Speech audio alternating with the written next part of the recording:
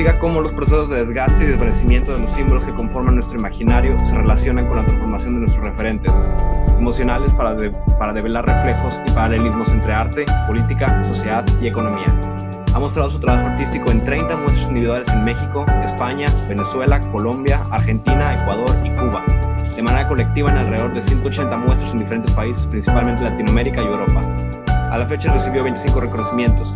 Destacan apoyo a la producción artística de la Fundación Prins Claus de Holanda, programa de patrocinios de Fundación Colección Jumes México y de FIARTS de estímulo fiscal a proyectos de inversión a Arte Visual de México. Su obra se centra en colecciones como Museo de Polenza, Museo Universitario de Arte Contemporáneo en MOAC, Fundación Colección Jumex, Fundación Televisa y Museo de la Cancillería de México, entre otros. Muy bien, Mike, muchas gracias por dar la oportunidad de hacer esta entrevista. ¿Comenzamos? Pues muchas gracias por invitarme, y pues espero que lo que me pregunten y les pueda responder les sirva de algo. Estamos muy seguros de que sí. Muy bien. Para nuestra primera pregunta. En una entrevista con el CEIDA, comentaste que estudiaste varias carreras profesionales como ingeniería, pintura, artes plásticas, entre otras cosas. Al desarrollarte en tantas disciplinas artísticas, ¿cómo fue tu proceso de encontrar tu propio camino y estilo artístico? En cuanto a, ya que haces tantas cosas, ¿cómo es que te has moldeado al absorber de tantas distintas disciplinas? ¿Cómo crees que eso te ha afectado a ti? Sí, es importante. Estudié un montón de cosas, pero no necesariamente me dedico a ese montón de cosas. Empecé estudiando la preparatoria. Cuando yo me vine, también es importante como hablar un poquito del contexto. Yo soy de Cerro Azul, Veracruz, que es un pueblo petrolero donde las cosas son muy útiles. Lo más parecido a algo de arte y cultura es una casa de la cultura, que en realidad es una cancha de básquetbol donde hacen fiestas de 15 años. O sea, eso es lo más parecido a cosas de arte y cultura que hay en mi pueblo. Entonces, yo me vine a estudiar una ingeniería al TEC de Monterrey, entré a la preparatoria a estudiar matemáticas, que era la especialización en matemáticas para después entrar a la ingeniería. Y pues bien, estoy en la prepa, entro a la ingeniería y son los finales de los, no es cierto, son principios de los 90, son principios de los 90, donde estaba el Museo Marco recién inaugurado, estaba el auge del ya extinto Museo Monterrey de Cervecería y otras cosas, ¿no? Estaba la Galería de Ramis Marquet también funcionando aquí en Monterrey. Y yo descubro todo este mundo del arte, que obviamente en mi pueblo no había nada de eso, ¿no? Todo era completamente utilitario. Es un pueblo que es un campamento petrolero. Y ahí empiezo como en una negociación cuando me interesa el arte y decido que me quiero ir como por ese lado, y les digo a mis papás y obviamente en la escuela, que pues me quiero dedicar al arte. Entonces empieza como una negociación con la persona que la orientadora vocacional del TEC, de que si soy muy bueno para las matemáticas y se me da eso, pero me interesa el arte, encontráramos algo que estuviera en medio y eso era la arquitectura. Y ahí inicio me salgo de estudiar una ingeniería en electrónica y comunicaciones después de un año, empiezo a estudiar arquitectura. Y empiezo a encontrar como cosas que me gustan e interesan, y que de hecho sí era como una intersección en esto, que era como por ejemplo el dibujo de geometría descriptiva, ¿no? Que tiene que ver con muchas matemáticas, y yo era buenísimo, era infalible con esas materias. Pero llega el momento donde ya llegamos como a otras cosas que tienen que ver con ingeniería, con cálculo de estructuras, y es como, pues no, yo no quiero esto, por eso me salí de la ingeniería, ¿no? Y es cuando me fastidia la arquitectura y empiezo ahí como una carrera de carreras, porque me salgo, entro a una escuela técnica de fotografía, a una carrera técnica de fotografía y estoy súper contento. Luego regreso a arquitectura porque era una carrera técnica y yo quería como la licenciatura. Estoy otro tiempo, me vuelvo a fastidiar, así, ay, pero no sé qué. Salgo, me escribo ahora como en psicología para ver como otras cosas. Me supera el estudio de la psicología, y me regreso a arquitectura, y luego encuentro una escuela en artes visuales, una escuela particular, me meto a estas carreras de artes visuales, era una escuela particular que la verdad tenía como una visión, ahora lo puedo ver como en el tiempo, muy, muy tradicional, que no venía con mis intereses en el arte. Me da así como Grinch, ¡ay, güey! Y salgo corriendo de la escuela esa de artes plásticas, regreso a arquitectura, y en todo ese ir y venir de carreras y no sé qué, bueno, también hago como una pausa de 2 años donde me salgo de estudiar, es el año que quiebra México, el 86. 95, 96, y en el 97 retomo los estudios, pero bueno, es un periodo de 10 años donde estoy en esta carrera de carreras, como viendo un montón de cosas que me interesen, y al final, bueno, termino las materias de arquitectura, empiezo a hacer mi tesis, pero yo ya tenía la certeza de que me iba a dedicar a las artes y que no quería hacer otra cosa, y decido no terminar mi tesis, y bueno, más adelante pues me arrepiento porque en algún momento, aunque no lo crean, me quise meter a la maestría en administración de empresas y pues no tenía licenciatura, y tan, ¿no? Pero ahora, pasé como por un montón de cosas de formación y no necesariamente me dedico a la ingeniería porque no terminé más que la carrera de fotografía técnica, ¿no? No tengo ningún título de nada, pero tengo formación y capacitación en varias de estas áreas, aunque sea un poquito, ¿no? Porque psicología me rebasó, y estuve un semestre, pero de cualquier forma hay un montón de cosas de la percepción que tienen que ver con la psicología que me interesa, y he seguido como investigando por ese lado. Ahora, ¿cómo se da todo o cómo juega todo esto? Pues todas esas cosas abrevan, mi obra abreva como de todas esas cosas.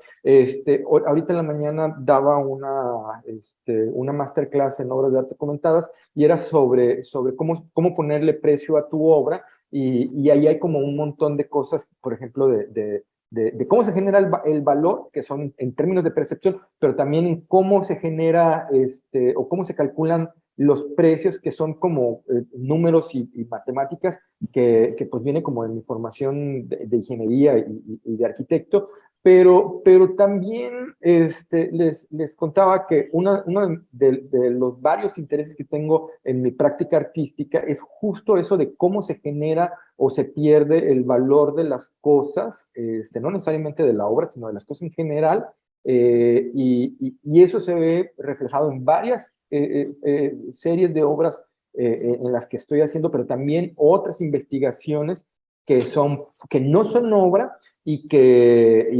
pero que son alrededor de mis intereses en el arte, ¿no? Como cómo se genera el valor y los precios de las obras de arte. Eso tiene que ver con el arte, pero no es una obra, son como otros intereses. Entonces yo creo que más bien juega como esta mezcla, abreva mi práctica como de todo eso, pero no necesariamente es eso.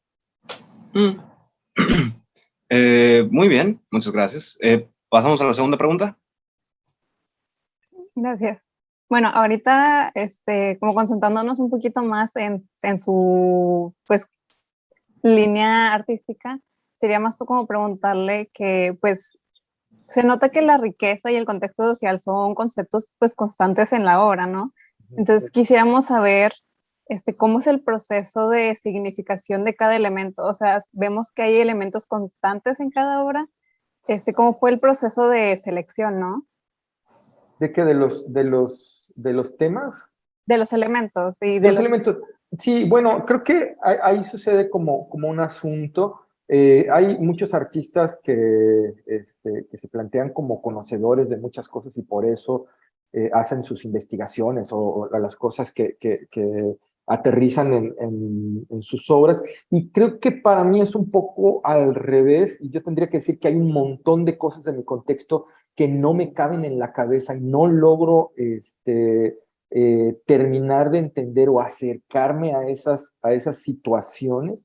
Entonces, el generar estas obras, estas imágenes o estas dinámicas tiene que ver con un proceso de investigación donde yo me genero estas especies de puentes o procesos puentes para poderme acercar a estos contextos y verlos desde diferentes lados, ¿no? Entonces, sobre cómo escoger los temas, pues es que son las cosas que de pronto me obsesionan y necesito, y tengo como la necesidad de terminar de atender o de asirme por diferentes lados, y entonces empiezo a hacerle como chunchitos, a dibujarlo por diferentes cosas, o hacer performance con eso, o darle vuelta, ¿no? Y así es como no sé si logro generar realmente puentes de acceso directo a esas,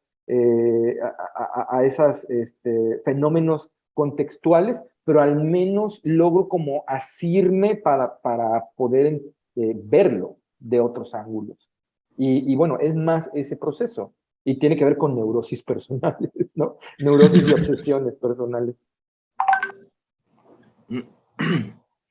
Sí, es algo muy personal la forma en la cual tú creas tus propias conexiones en cuanto a temáticas, objetos, no, en cuanto a economía, psicología, política. ¿Hay alguna especie de, nos estamos saliendo del guión, ¿hay alguna especie de tema específico que prefieras trabajar de todos los que has tenido en tu carrera? ¿O alguno que sientas que es más sencillo trabajar?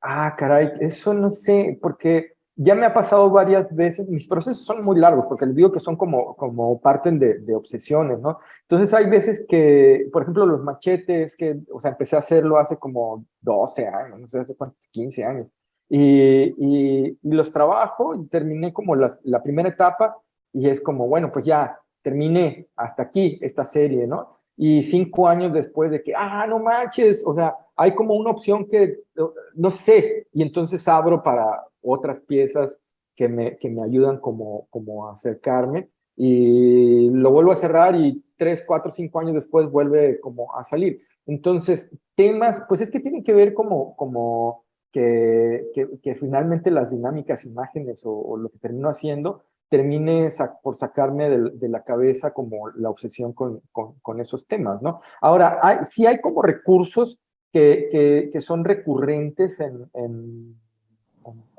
mis trabajos, y eso ya tiene, más que temáticamente, tiene que ver con soluciones, estamos hablando de los recursos, ¿no? Entonces, por ejemplo, una de las cosas, me interesa como un poco por el lado performático, exponerme yo a las dinámicas que voy generando, ¿no? Por ejemplo, cuando hice el proyecto de los escupitajos, donde surge como de un asunto personal, donde estoy reflexionando sobre la violencia que está implícita en todos los procesos de tolerancia. Es decir, si ustedes tienen que tolerarme es porque de alguna forma lo que yo hago, lo que yo soy, les es violento, ¿no? Y es como una violencia que queda pasiva. Entonces, lo que me interesaba y respondía como a una serie de situaciones personales por las que estaba pasando. Entonces, cuando planeé esta obra y esta dinámica de escupirnos a la cara y aguantar, como mantenernos estoicos, una de las cosas que me propuse, porque generalmente en algunos performance es tanto la producción que, aunque yo quisiera, no puedo participar escénicamente del evento, ¿no? Porque tengo que estar coordinando, por ejemplo, el concierto de los Tres Machetes, los músicos, pero los camarógrafos, pero el sonidista, pero el no sé qué carajos, y entonces, pues no puedo, ¿no? Entonces, digo, si estoy en el escenario, no puedo estar coordinando a toda la gente que me está ocupando, ¿no? Entonces, por ejemplo, en este proyecto, una de las cosas que me interesaba era como partía de una situación personal, también me interesaba exponerme a esa dinámica y también no ser como el artista que propone dinámicas mala onda para poner a la gente a hacerse chingaderas mala onda, ¿no? Entonces, obviamente yo me puse como primero en la dinámica, y primero fue como una reta 1-a-1 con cada uno de los participantes, es decir, nadie se escupió con más gente que yo, en ese nadie recibió más escupitajos en la cara que yo, y, por ejemplo, ese es uno de los recursos, exponerme yo como las dinámicas. Estoy haciendo una serie que también ya se volvió como la más larga, que estoy haciendo una serie de monedas, bueno, el contexto es otra cosa, pero es una serie de monedas que dicen sí merezco yo abundancia, y como el asunto de la pieza tiene que ver como si yo estuviera haciendo mis planas de esta frase, de sí merezco, sí merezco abundancia. Entonces, ha habido ya como varias propuestas de talleres de gráfica que quieren participar, y entonces me proponen que alguien del taller se ponga a maquilar las monedas, troquelándolas una por una, porque se hacen una letra, se hace letra por letra con un cincel. Y para mí no tiene sentido porque como es un asunto performático, yo me tengo que poner ante esa dinámica y experimentarlo, y tiene sentido en el momento en que se está haciendo a uno en mi persona, porque si no simplemente escribirían en un papel con un Esterbrook, sí, merezco abundancia, y voy a la pinche fotocopiadora y saco 1,000,000 de fotocopias y tal, ¿no? Y eso no tiene ningún pinche chiste. Entonces, sí hay recursos que son reiterativos, como por ejemplo eso en muchos es importante el acto performático, y entonces yo soy partícipe, o los materiales significan algo. No es lo mismo que pinte un cuadro con un dibujo con acuarela gris a que lo pinte con una tinta que yo hago con cenizas de un billete que yo quemé, ¿no? Y ese mismo dibujo fue con oro de 24 quilates en la imagen. Entonces, están como estas cosas. También hay algo que es un recurso recurrente, como me interesa en estas dinámicas, ver cómo se genera o se pierde el valor de las cosas a partir de la acumulación o el desgaste de los símbolos. Eso también es algo que eventualmente va y viene, y no quiere decir que estén todos estos recursos en todas las obras, que si haces una revisión de todos los proyectos, dibujos y no sé qué he hecho, los vayas a encontrar, pero sí son cositas que vas viendo como, mira, en estos 3 sí está, pero en estos 5 no, y este otro en estos 5 sí, pero no sé qué, y son pues sí, recursos Que se repiten. Muy que se bien. repiten, exacto. ¿Podemos pasar a la tercera pregunta? Ustedes llevan la batuta. Gracias, Sí. gracias. Bueno, esta pregunta se relaciona un poquito como con la primera respuesta a todas las disciplinas que haces y tus estudios y todo. ¿En qué punto consideras que se encuentra el balance entre todos los ámbitos en los que te desenvuelves? O sea, la ingeniería, la psicología y eso, en pues cómo se mezclan para hacer tus obras y todo. Ojo, vuelvo a insistir, yo no me desenvuelvo en la ingeniería y en cada una Sí, de o sea, estas. bueno, que lo tomaste. Es capacitación que tuve, o Sí, formación, ¿no?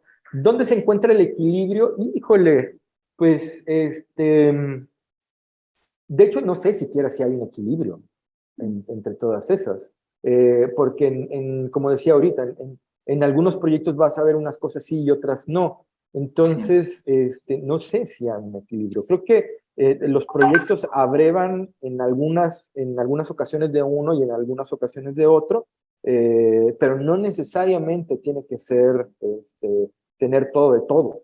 Todo conectado, sí. Ajá. Mm, muy bien. Una cosa que nos saltamos. En diversas obras como la de Matatena o Estrella de Plata Libertad, apreciamos el uso de monedas una vez más. Ajá. ¿Podrías compartirnos cómo es que tomaste la decisión sobre la técnica a utilizar en esas obras que comparten elementos? Es decir, repite los elementos del metal, repite los elementos del dinero. Uh-huh. ¿Qué te llevó específicamente a escoger A esa trabajar clase de con... elementos? ¿Cómo los Sí. encontraste? Y ahorita lo de sí merezco abundancia también es sobre monedas y otro montón de cosas más, ¿no? Pues son como cosas, te digo, son como obsesiones que se me meten en la cabeza, y justo cuando empezaba el preámbulo del festejo del bicentenario de la independencia y centenario de la revolución, hubo como un montón de numeralia sobre lo que habíamos logrado en esos 200, me refiero como logrado como sociedad en esos 200 años de independencia, 100 de revolución. Sucedieron cosas como la plata mexicana. México había sido el primer productor de plata del mundo por siglos, ¿no? Pero por mucho. México producía, cuando era la época de las colonias, algo así como que al año se mandaban a España 8 millones de doblones, de monedas de plata de todo el continente, y nada más de México salían 5 millones de monedas. Todo lo demás venía de Colombia, Perú, Argentina, no sé, de otros lugares. Entonces, México había sido por muchos siglos el primer productor de plata del mundo y jamás había tenido como la plata mexicana de denominación de origen. Y en toda esta revisión de cosas entre numeralia y otras cosas que se dieron en el contexto de estos festejos, fue que el gobierno mexicano en ese entonces de Calderón decidió finalmente darle denominación de origen a la plata mexicana y se llamó Plata Libertad, porque estábamos festejando el centenario de la independencia. Y pues no sé, bueno, estaban muy chicos para en ese entonces, pero fue uno de los gobiernos más pinches hediondos que hemos tenido en este país. Una matanza estúpida, un presidente detestable en esos sentidos, horrible, horrible. Ustedes se acordarán en esa época, tal vez eran muy chicos, pero que se puso aquí en la ciudad de Monterrey, se puso muy feo ejecutados, colgados en los puentes y todo eso, ¿no?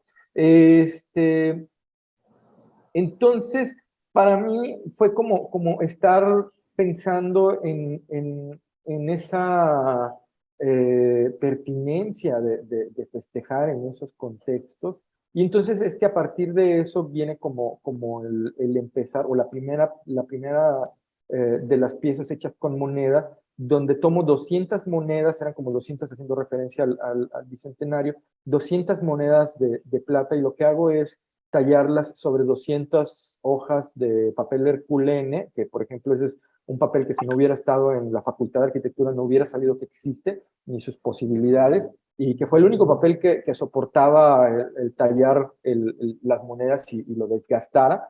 Y entonces lo que me interesaba era como este proceso de generar un espejo de plata tallando la moneda, que se va haciendo el dibujo, la superficie de plata, y por otro lado se va desgastando la moneda y por ende los símbolos que están estampados en esa moneda, que es por un lado el ángel de la independencia que representa la independencia y por el otro lado el escudo nacional, que ambos son como paradigma en la construcción de nuestro proyecto de nación, ¿no? Entonces me interesaban esos procesos de desgaste en esa plática, en esa plata que significa mucho en términos de la riqueza de México y estos símbolos y ese desgaste. Entonces eran como preguntas que a dónde va, a dónde viene, como eso que se gana, eso que se pierde.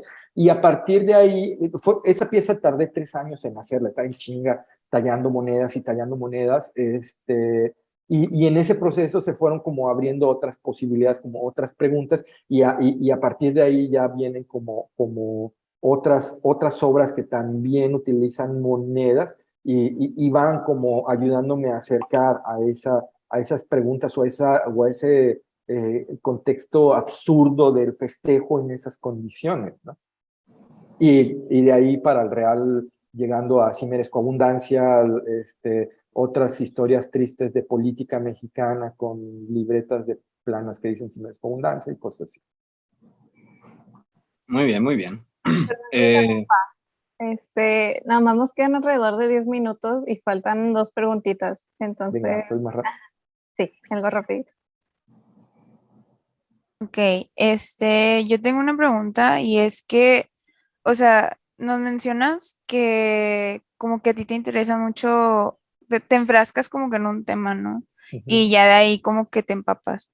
Entonces, no sé cuál crees que sea el punto detonante para la creación, como, o sea, un proyecto como lo que es Círculo A. Justo en el asunto de que me interesa, como les hablaba, uno de mis intereses es el cómo se genera el valor de las cosas, pero también cómo se hace desde la práctica artística o se generan estas otras cosas. Y ahí es donde inician proyectos como Círculo A, que bueno, también cabe, bueno, es que es una historia muy larga, además tenemos 5 minutos, pero es un asunto donde yo llego a Ciudad de México, yo empiezo mi carrera como artista aquí en Monterrey y en algún momento en el 2002 me voy, llego en enero del 2003 a Ciudad de México ya con la convicción de que necesito estar en Ciudad de México para dedicarme al arte en un contexto mucho más generoso, ¿no? Y yo llego a la ciudad y la verdad es que la ciudad es muy rica en ese sentido y muy competitiva, porque no solamente vas a competir con la gente que va graduándose de artes en la ciudad, sino con un montón de gente de Latinoamérica, es una monstruosidad de artistas de Latinoamérica y de Europa y gringos que van a la escena porque es una efervescencia muy interesante. Entonces, cuando tú llegas, en un principio eres como una novedad, porque otro changuito que viene de fuera, ¿no? Pero después ya te vuelves como competencia y empieza la competencia ruda. Y pues obviamente en las dinámicas del arte, pues como en todo, o sea, ustedes van los primeros socios con los que van a hacer proyectos, ustedes son ustedes mismos. ¿Por qué? Pues porque se conocen y han tenido un montón de tiempo de interactuar en la escuela. Yo cuando llegué a Ciudad de México no tenía eso porque ni había estudiado en Ciudad de México y mucho menos había estudiado arte, ¿no? Entonces, también fue como iniciar una carrera o un montón de experimentos para ubicarnos dentro de la escena artística, poder introducirnos a la escena artística desde esta independencia o desde esta otredad que va llegando como a los codazos para entrar, ¿no? Y ahí es donde empiezan un montón de cosas en la profesionalización. Por ejemplo, a mí cuando yo venía de estudiar ingeniería, ¿no? Para mí todo era como, ¿cuál es el problema? ¿Cómo puedes hacer para solucionar ese problema tan? Ahí tienes un ABC de lo que tienes que hacer, ¿no? Y entonces yo llegaba a Ciudad de México y empecé a conocer a gente de La Esmeralda y otros lugares y me decían, mira, es que tenemos que ver cómo nos invitan a esta fiesta porque dicen que va a estar este curador que dicen que está haciendo una curaduría para este museo. Y entonces tenemos que ir a esta fiesta para ver, tenemos que ver si nos invitan para ver si podemos ir, y si podemos ir para ver si cuando este güey esté borracho lo podemos conocer, y entonces poder entablar un diálogo para que nos inviten a esta exposición, porque nuestro trabajo tiene que ver con esta exposición. Y me decían, o sea, así como, no mames, o sea, no mames, o sea, tu pinche plan es, o sea, sí apunta para allá, pero es una estupidez tu plan, ¿no? Entonces, yo lo que hacía era agarrar el teléfono, hablar al museo y decir, oigan, yo sé que están haciendo una exposición sobre esto y yo tengo varias piezas que tratan de esto. ¿Cómo se las puedo presentar al curador que está haciendo esa investigación? Y o sea, y todos los amigos de la Esmeralda que conocía a todo el mundo así, pero no mames, ¿cómo hiciste? Buscando el camino más corto, no mames, o sea.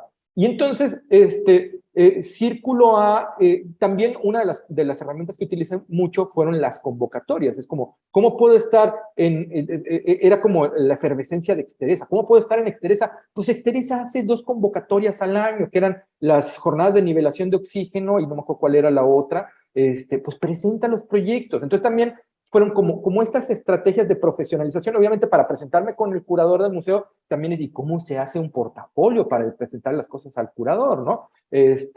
Y las convocatorias eran también una herramienta con la que yo logré insertarme o irme conociendo y metiéndome en la escena. Y un poco más hacia adelante, entre otras cosas que a Fernanda le interesaba de gestión con artistas y otras cosas, fue que empezamos como a abrir como estos conocimientos o estas cosas a otros artistas, y después también vinieron los problemas de sostenimiento de los proyectos, y es como, pues sí, pero ¿cómo se va a sostener estas cosas, no? Y entonces ahí también ya vienen como la cosa de investigar los modelos de negocios para las artes, y tal.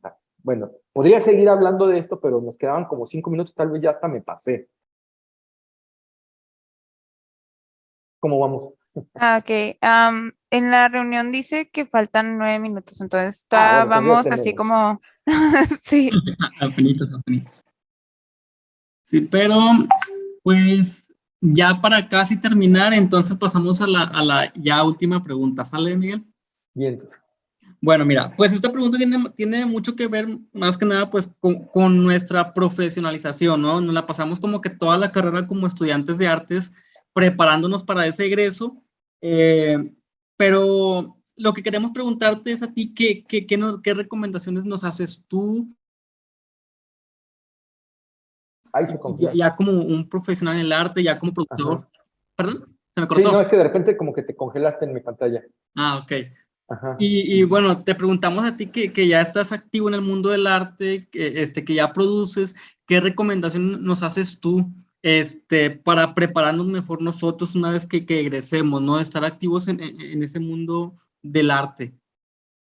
Yo creo que, bueno, vamos a ver, primero en cuanto a la obra, yo creo que en esos términos sigan como sus intereses, si realmente les interesa un tema, métanse de cabeza en ese tema, déjense caer, si se descalabren, levántense y sigan neceando con ese pinche tema, porque creo que una de las riquezas de dedicarnos y de los resultados es que llevemos las investigaciones hasta su última consecuencia.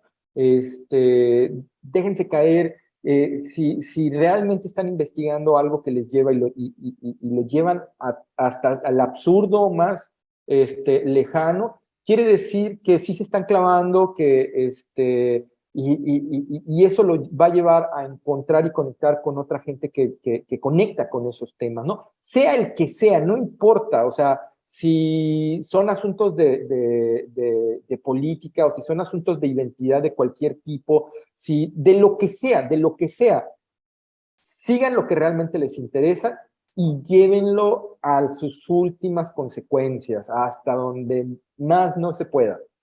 Obviamente, al final tienen que pasar como un filtro de calidad, de control de calidad, porque que hagan todo eso no quiere decir que todo eso tenga la calidad para que se presenten con eso, ¿no? Tienen que llegar el momento donde dicen, digo, que a ver, esto tiene la suficiente calidad como para presentar, es lo suficientemente digno para representar esta idea y esta obsesión que tengo, sí o no. ¿Está bien hecho?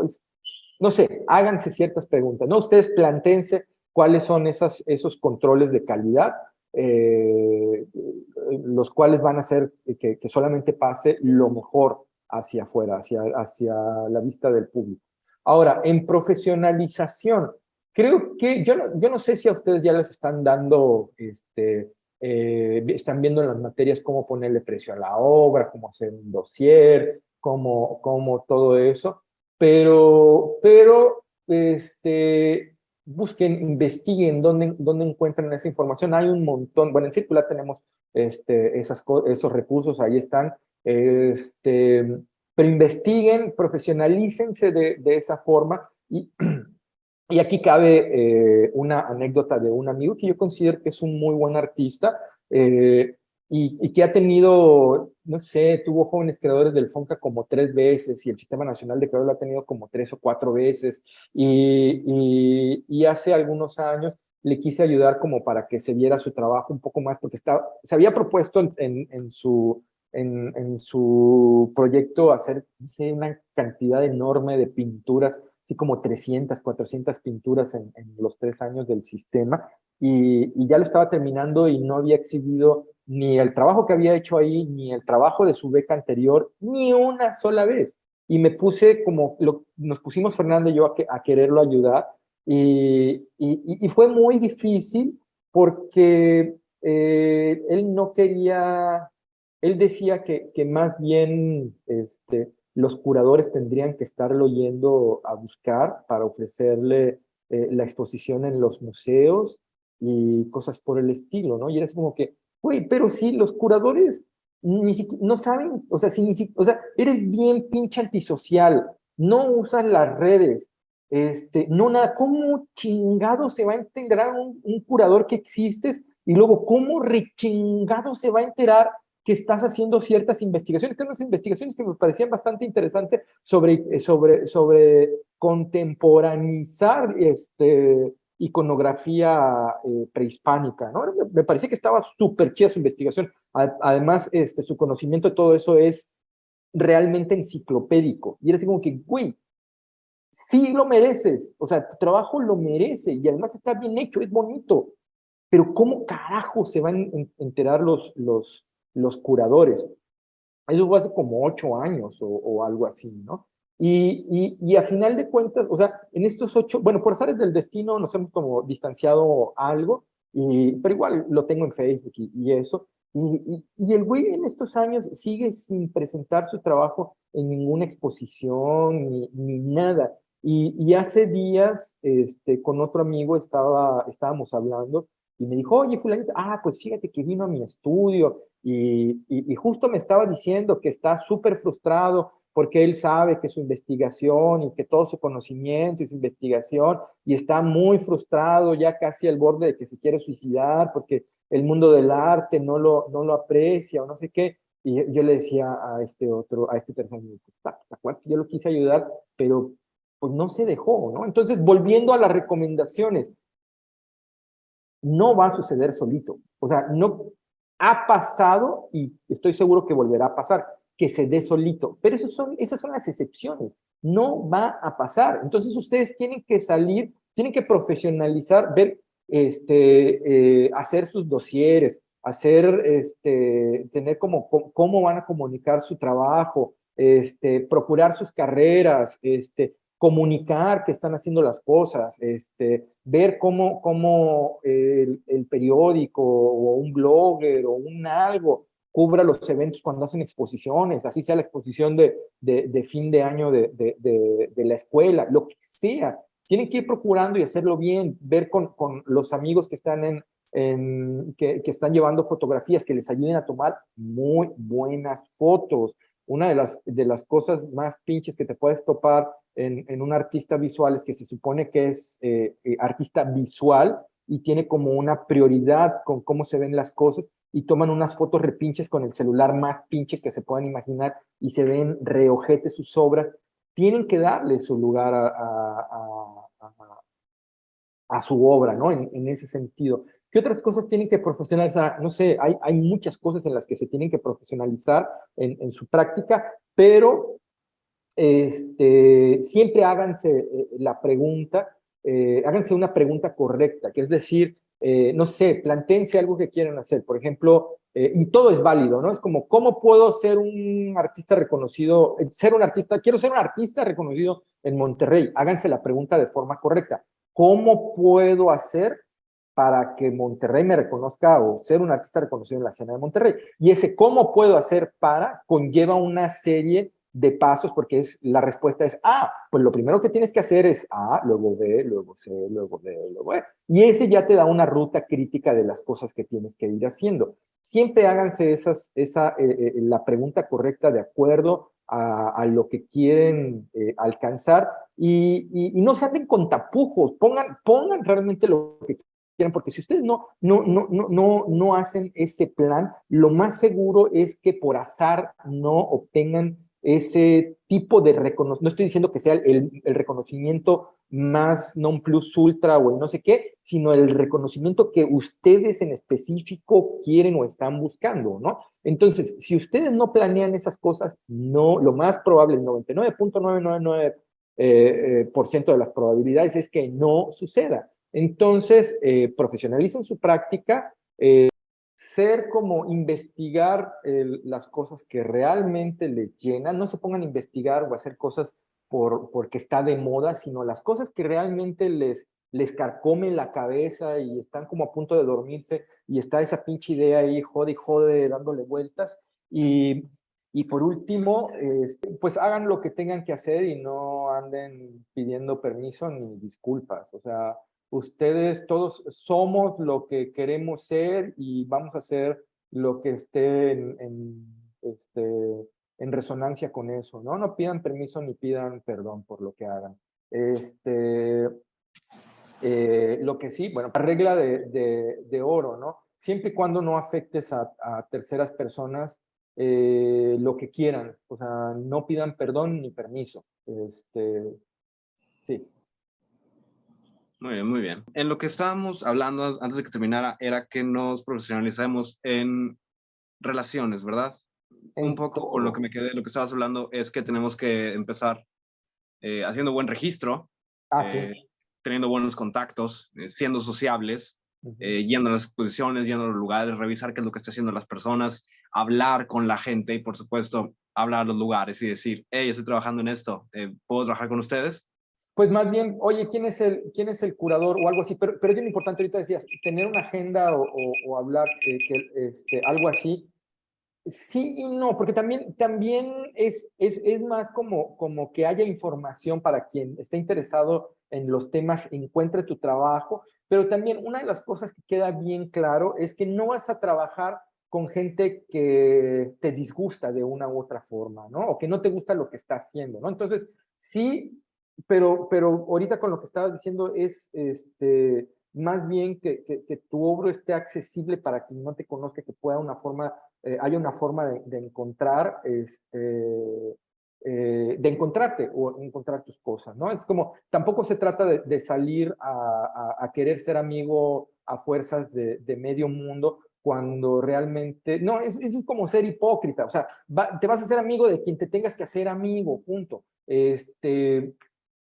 Lo que sí es como, pues no tengan miedo de hablar a un museo, no sé, para preguntar por quién está haciendo el curador o preguntar por la curadora, curador, y decirle que le quieres enseñar su trabajo. A final de cuentas, cuando estamos hablando de un museo público, es decir, que es de el INBA o la Secretaría de Cultura u otra cosa, una institución pública, son funcionarios públicos y tendrían que recibirnos, ¿no? Si les pedimos una cita. Otra cosa es en los museos que son de iniciativa privada, pero en las públicas tendría que ser así. ¿Qué más? Perdí el hilo de lo que estaba diciendo. Ya que mencionaste eso de tratar de salir y trabajar con las organizaciones, ¿cuál es tu opinión de, digamos, trabajar en espacios independientes o no tener que buscar trabajar en ya sea organizaciones públicas o privadas, sino hacer cosas en espacios que son controlados por artistas para los artistas? Pues yo creo que más que de artistas para los artistas, es de artistas para toda la gente que le interese lo que están haciendo, ¿no? Yo he trabajado muchísimo con espacios públicos, de hecho, digo, independientes. De hecho, Círculo A, Taller Multinacional, siempre ha estado como jugando desde ese terreno de la independencia. Y yo creo que son espacios muy valiosos, y muy importantes, porque ahí es cuando podemos realmente hacer experimentos con nuestra obra u otras cosas. Y los museos ya son como instituciones más rígidas que requieren como ciertos protocolos que no que no te va a pedir un espacio independiente, ¿no? En el espacio independiente puedes hacer muchas cosas. Yo siempre hago, o sea, yo siempre me he movido en donde pueda, ¿no? Donde me guste. Muy bien, muy bien. Bueno, creo que ahora sí ya podemos empezar a hacer un cierre. Si alguien tiene alguna otra pregunta, algún otro comentario antes de que terminemos, es el momento. No, pues nada más un comentario de, pues muchas gracias por toda la información y los consejos y todo, porque ahorita pues estamos en nuestro que penúltimo semestre de carrera de artes visuales y estamos como un poquito perdidos en cómo hacernos, o sea, cómo hacer nuestras obras profesionales y cómo meternos en todo esto. Y pues creo que sí fue muy útil todos los consejos y toda la información y cómo, pues sí, cómo profesionalizarnos y eso. Una cosa, otro consejo más, ahorita ustedes están como estudiantes, son estudiantes de la carrera de artes visuales, pero el próximo año ustedes se van a estar graduando y este es algo que siempre tienen que tener ustedes bien presente. Ahorita ustedes son estudiantes, están como en el proceso de introducirse en el gremio de los y las artistas en la ciudad y luego en el estado y luego en el país y luego a nivel mundial. Y el próximo año vamos a ser colegas. Ya usted, bueno, tal vez dependiendo de la práctica que están llevando, ¿no? Entonces, eso es algo que siempre tienen que tener en cuenta, porque generalmente en el gremio de las artes hay mucho, ¿cómo ponerlo? Hay muchos egos que son como muy raros porque siempre hay como mucho discurso de la horizontalidad, de las empatías, pero créanme, a la hora de ya estar como en el ambiente, la gran mayoría de la gente que se van a topar van a llegar con el discurso de la horizontalidad y la empatía, pero van a ser cero empáticos y cero horizontales, y es así como que tú y yo aquí no somos iguales, ¿eh? O sea, no vengas a querer que no sé qué, y eso es algo real que sucede en el circuito de los y las artistas. Entonces, creo que otra de las recomendaciones es, pues todos estamos metidos en el mismo paquete del gremio de las artes. Todos somos colegas. Yo creo, yo decía ahorita, el próximo año vamos a ser colegas. Bueno, sí, vamos a ser porque ustedes ya no van a estar estudiando y se van a estar dedicando al 100% a sus producciones, sea cual sea la línea que vayan a seguir, ¿no? Y bueno, el próximo año vamos a ser 100% colegas porque ya no van a ser mitad por ciento, del 50% estudiantes.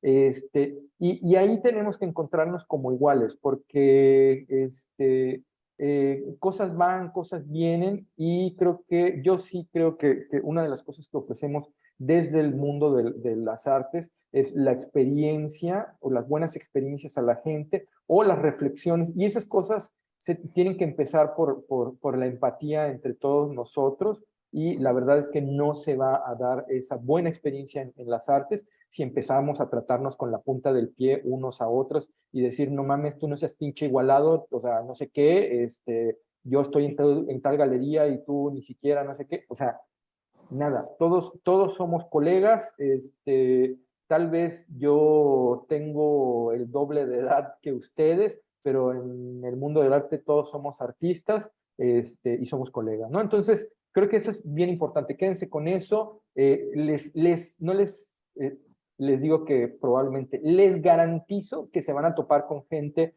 que habla de horizontalidad y empatía, y a la hora que tengan el trato va a ser completamente opuesto. Híjole, pues ni modo, si se topan con una de esas personas, ustedes no sean así. Piensen en que lo que aportamos al mundo es por medio, está en el nivel de las experiencias, y cuál es la experiencia que queremos aportarle al mundo, ¿no? Y por ahí empiecen, ¿cómo nos tratamos? Muy bien dicho. Eso. Bueno, creo que es una muy buena nota en la cual terminar la entrevista. Tratarnos bien. Sí. Nada más por nuestro propio bien. Porque sí hay demasiados cabrones en el mundo. Sí. No es necesario que nosotros también lo seamos. Híjole, pero hay como otra recomendación. Bueno, no, esa ya me la voy a guardar, y no se las digo en grabación porque puede herir susceptibilidades de quien vea después la grabación, pero yo le cuento a Leo cuando nos veamos la próxima semana. Y luego les cuento el chisme. Y luego les cuento el chisme, sí. Muy bien, muy bien. Bueno, muchas gracias, Mike, por habernos dado la oportunidad de hacer la entrevista. Gracias a ustedes por interesarse en mi obra y en mi historia, y espero que este poquito de experiencia que llevo más adelantada, pues les pueda servir de algo o mucho en la gestión de sus carreras y cómo acercarnos al arte. Sí, no, muchísimas gracias. Y gracias por tu tiempo también, por tomarte el tiempo para hablar con nosotros. No, con gusto. Bueno, gracias por el tiempo, gracias por el tiempo. Muy bien, muy bien. Pues que tengan bonito fin de semana, váyanse por unas chelas, y pásenla chido. Yeah. Muchísimas gracias igualmente. Gracias. Igualmente, Hasta luego. chao. Buenas tardes.